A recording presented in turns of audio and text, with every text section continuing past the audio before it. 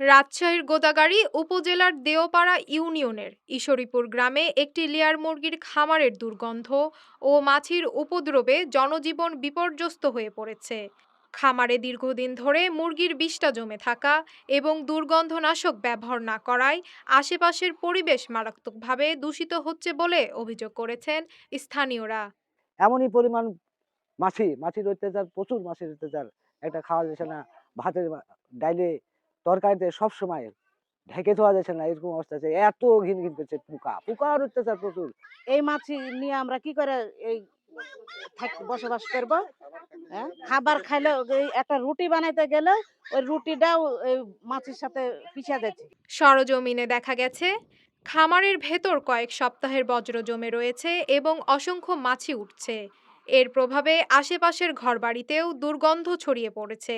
বাসিন্দারা জানান, মাছির কারণে স্বাভাবিকভাবে রান্না ও খাবার গ্রহণ করা কঠিন হয়ে পড়েছে। আমি কালকে কাইন্দে ভরেছি কিসের লাগা যে আমার জামাইকে খাইতে দিয়েছি, এখন ভাত তুলে দিব না তরকারি তুলে দিব না, আমি মাছি খেয়ে দেবো। জামাইয়ের পাতে ৩-৪টা মাছি পড়ে গেল। এমন ভাবে গোটা গ্রামে ছড়িয়ে গেছে যে গোটা গ্রাম অতিষ্ঠ। কেউ রান্না বান্না করে খেতে পাচ্ছে না, ভাত খেতে লাগলে কয়েকটা খাতে খাতে কয়েকটা মাছি পেটের মধ্যে চলে যাচ্ছে। গ্রামটিতে প্রায় ১২০টি পরিবারের ৬৪২ জন মানুষের বসবাস। খামারটির মালিক স্বপন। স্থানীয়দের দাবি, গত ৩ মাসের সমস্যা ভয়াবহ আকার ধারণ করেছে।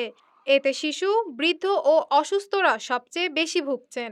স্থানীয় বাসিন্দা মোহাম্মদ সিরাজুল ইসলাম বলেন, মাছির অত্যাচারে গত ৬ মাস ধরে আত্মীয়-স্বজন বাড়িতে আসতে চান না। জামাইকে খেতে দিলে খাবারের ওপর মাছি বসে। ঘৃণা ও অস্বস্তির কারণে তিনিও এখন বাড়িতে আসেন না। এবং যদি চা খেতে দিই তো চায়ের কাপে ৮-১০টা মাছি পড়ে যায়।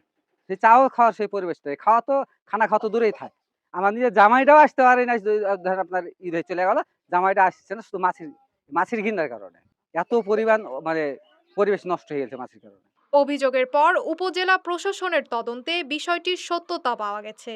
প্রতিবেদনে বলা হয়েছে, খামারের বজ্র পরিবেশ দূষণ ঘটাচ্ছে এবং জনজীবনে নেতিবাচক প্রভাব ফেলছে।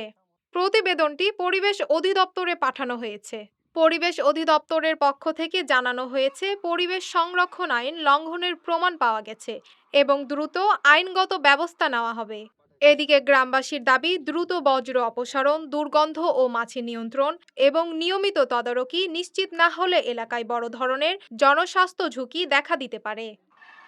Sadia Tabassum, daily citizen voice.